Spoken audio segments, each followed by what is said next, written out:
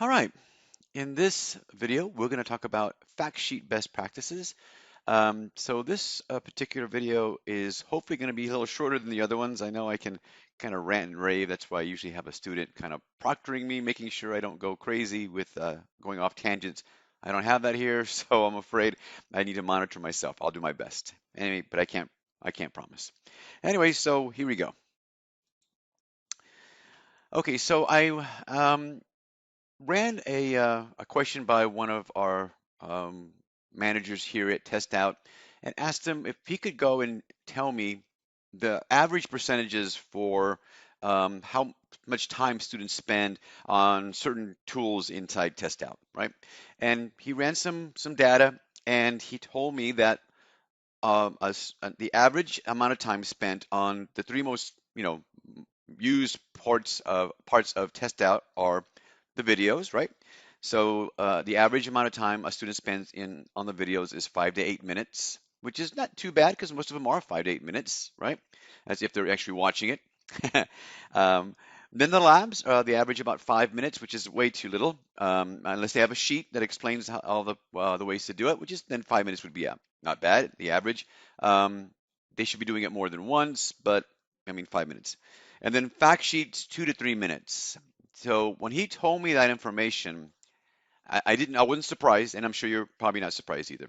But it does concern me because the fact sheets are extremely important. I consider them to be as important as the videos. So if they're not spending a lot of time on them, then that's not a good thing, in my opinion.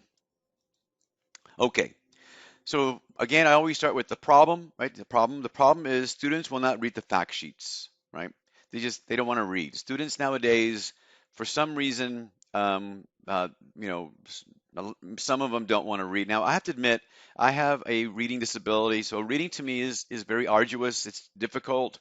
I have to read things several times. I've been diagnosed with this form of dyslexia, so I feel for the kids. I mean, I have to admit.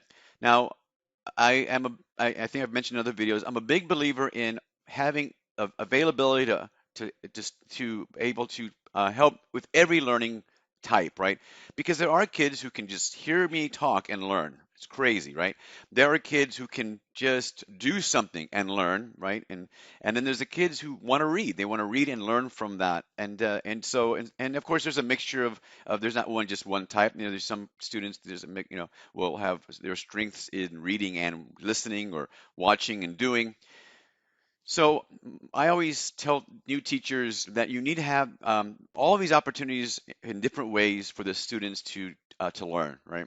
You can't just rely on the stage. I love that phrase, sage in the front of the stage, which is what most teachers rely on is their vast knowledge, and I'm going to share that with y'all, all right? And which is cool, which is important, but there's got to be more to it, as y'all know. Y'all know this. I'm preaching to the choir. Okay. And like I said, the problem is the fact sheets are as important as watching the videos.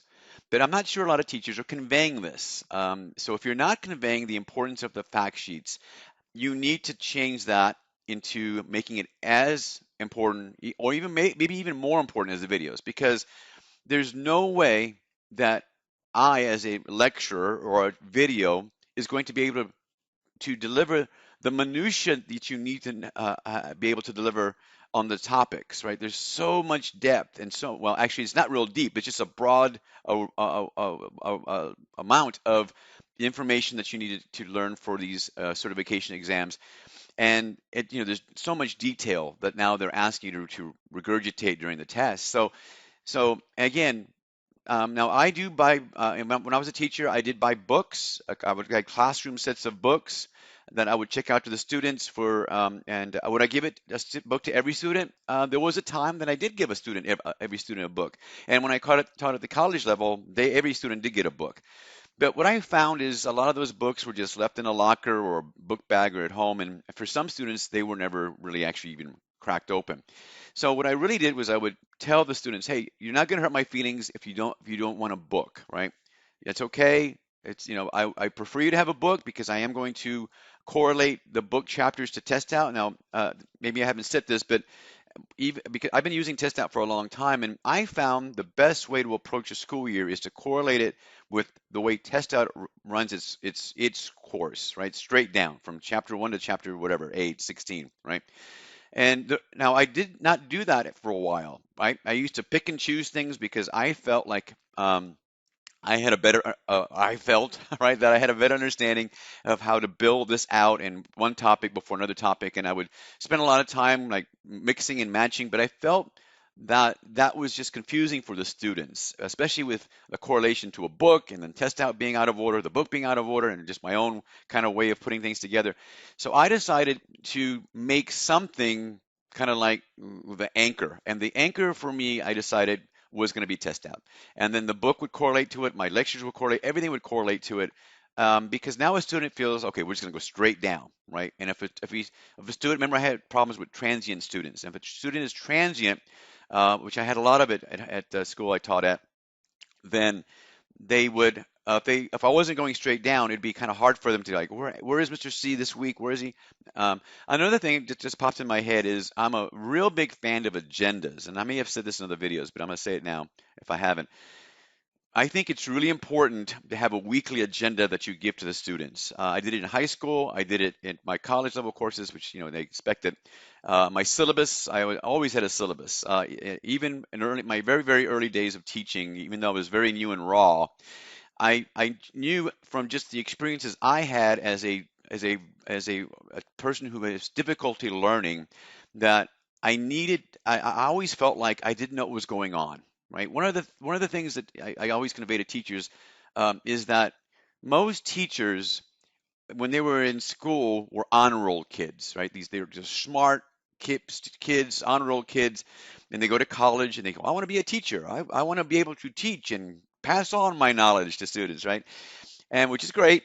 But the problem with that is you were good at learning and you think or you hope that your students, because of your supreme ability to deliver content, that you're going to be able to get to these students, right? But the reality is you don't know what it feels like to be a student who's struggling to understand and keep track. So as one of those students, as a student that barely graduated high school, as a student that never made a single A in 12 years of education, never made an A and maybe one or two B's, um, it's a strange thing that happens in the classroom for someone like me and students who struggle. And so we feel like we weren't part of the original party, right? We feel like we don't feel like what's going around us is making sense to us, right? We feel like we're a day late all the time, right?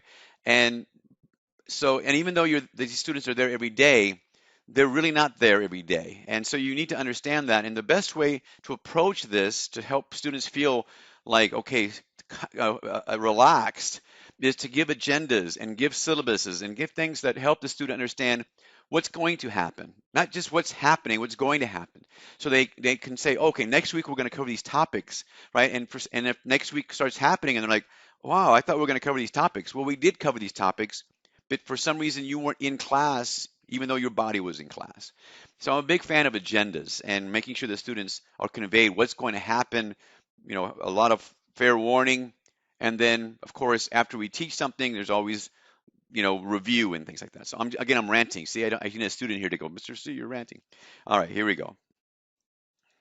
Okay, so let's talk about some things that I tried in my classroom. Again, I've been doing this for a long time, 18 years, almost 19 now.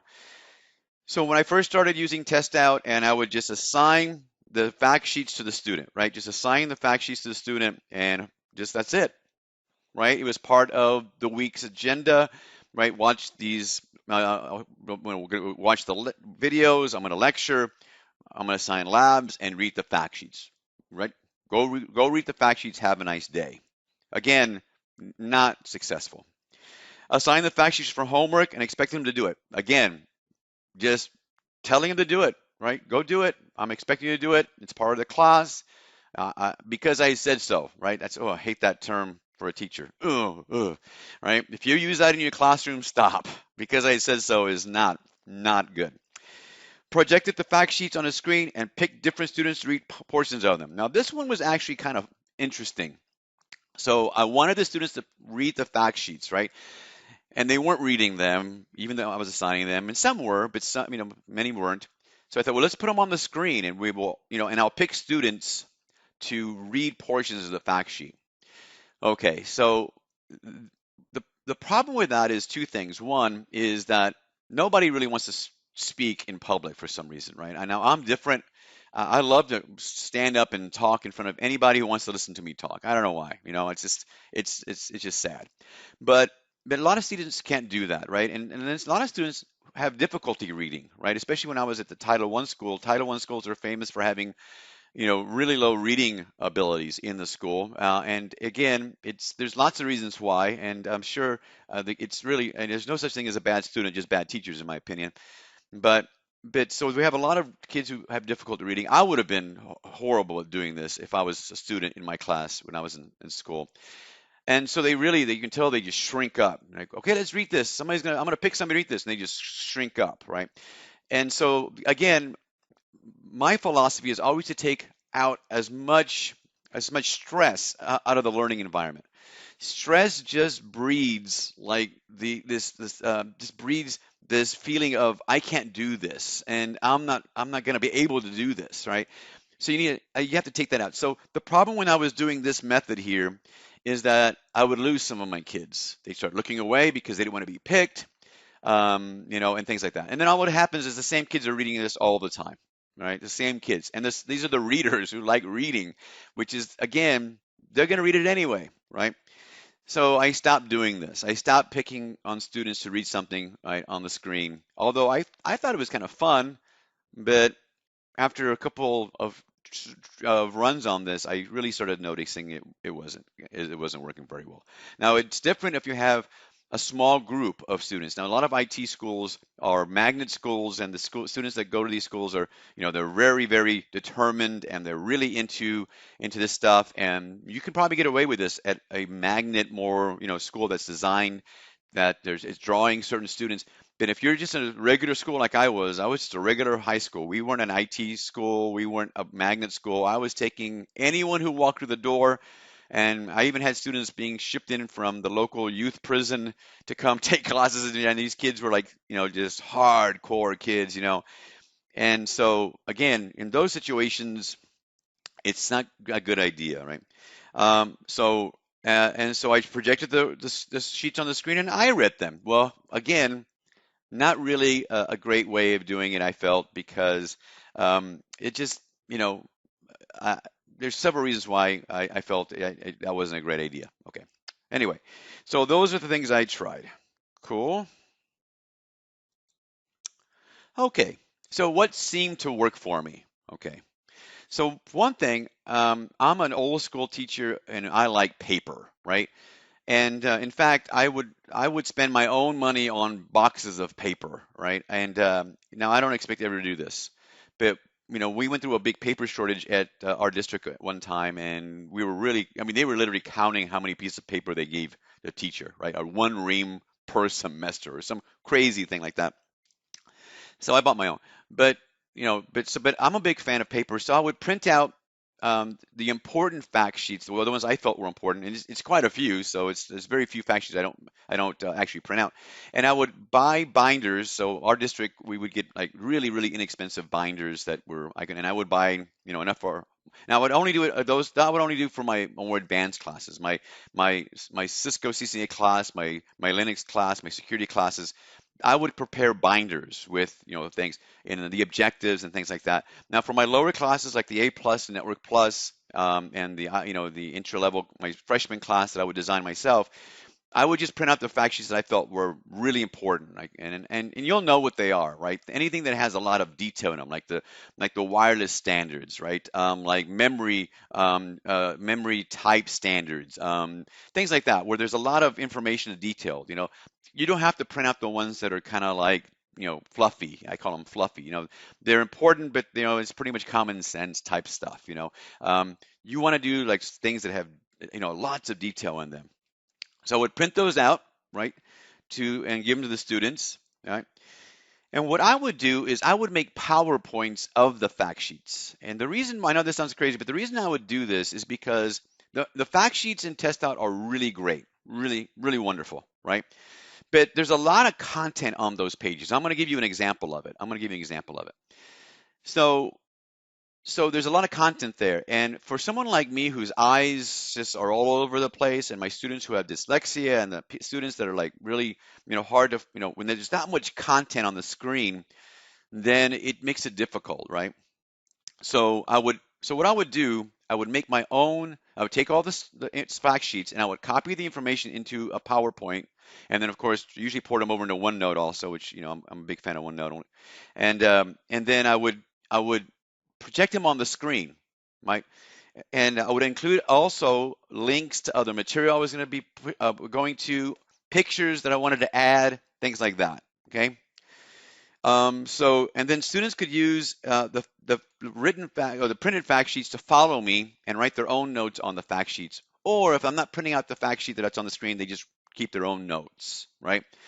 And that way, it's a little bit. We're still reading the fact sheets. It's still being conveyed. The information is still being conveyed. But this is a little bit a more relaxed way to approach it, in my opinion. Okay. And then let's talk about test prep. Remember, I break my year into two parts. There's the beginning, which is learn the material, and then there's prepping for the certification exams. During the test prep, I think I mentioned this on the last video with the labs. We don't do many labs. It's all about fact sheets and the videos. And students are all we're doing is practice testing and then reviewing. Practice testing, reviewing. Practice, right? And I would build all my own custom practice tests, right? And I would write my practice test for that test prep time in a very specific way, right? And it would flow the way the year flowed. It would flow with certain materials being always overlapping and things like that. So nothing was usually by accident in my room. I always gave a lot of thought to how the tests were going to be presented, building confidence, taking away confidence, building confidence. And I know it sounds crazy, but there is a strategy that you want to do, because if a kid thinks that he's ready or she's ready, the only way to find out is to really pile drive them, right? Pile drive them and then see how they do. And they're going to like, oh my God, Mr. C, I made 100 on this test. I'm ready. And then you say, okay, well, let's see if you're ready. Pow, and you kind of cut them at the knees a little bit. Now, again, you don't want to suck all their enthusiasm out. That's not the goal, right? And you have to be careful because it's a very fine line. But you do want a wake up call. Oh, well, maybe I'm not quite as ready as I think. And that's right. That's okay. You're not quite there, but you're doing great. Always preaching. You're getting there. You're getting there, right? It's a lot. I used to always say I have to put on my cheerleader uniform at that point, right? It's all about building them up and sometimes cutting them down because maybe they're not quite as ready as they think they are. Okay. Now, for the online delivery and the hybrid of having students in the classroom and online, this is all the same. Everything I just said is the same. I print out, I send the binder home or to their house so they have it at home. And as we go through the online delivery, I have the things on the screen. So everything is exactly the same. So I'm not going to talk about any thing being different. Whether you're in class with me on the big screen or on the video with the screen like we're doing now, in my opinion, I can deliver just as high a level either way. Okay, so here we go. So let's take a look at the fact sheet from Test Out. So I'm going to pull up one, and I grabbed this one because it's one of those. I'm going to talk about this in a few seconds.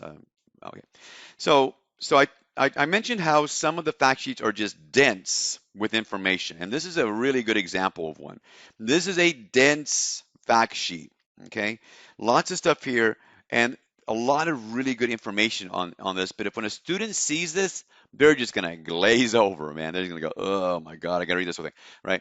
And I'm afraid they do have to read this whole thing. So what I do is I copy and paste, right, this information, and it's right there. This little button, you push it, and it copies the whole thing, right? I love that about Test Out. They don't mind you using their information to in different ways, right? I just love the philosophy that test out. Even though I'm getting paid for this, even if I wasn't getting paid for this, I'd be using the same language, right? They truly understand that we're all in the same boat. We want these kids to be successful. We want these kids to find find their passion in IT, and any obstacles to keep that from happening, you need to get rid of them. Get rid of those obstacles, right? Anyway, I'm going 20 minutes already. Gosh dang it, I wanted this to be short. Okay, it's not going to happen. Now, another thing that I have recently started doing. Now, I haven't done this before. Now, is having the students have a reader for this material. So I'm actually in the works right now. I'm putting some bugs in people's ears about including a button that allows you to read the fact sheets, right? So again, when I was a teacher, I didn't really do this. Okay, well, I think I did try some students actually did it on their own. I was like, wow, we should all do this, right? But I didn't push it. Um, but but there's a really great free reader right? Natural Reader has a free version, and it's all online. So if you click on this button and copy it, and then go here and paste it, right? Then this reader works really, really great. And you can now, of course, the free version gives you two voices. There's a man and a woman's voice. I like Zira. It's a pleasant voice. David's a little bit computer sounding. So, I mean, if you like the computer sound, choose David. Now, if you pay a little money, if you know, it's like $50 a year, you have access to lots of different voices, not just these two voices, and then the ability to create MP3s. Now, if I was back in the classroom right now, I would take all my fact sheets, right, and MP3 every single one, put them in a drive somewhere so that the students have access, or in my LMS, I just put in my LMS, and have the students' ability to play the MP3, and then when they go to test out to do the fact sheets, then they can just sit here and read it, right?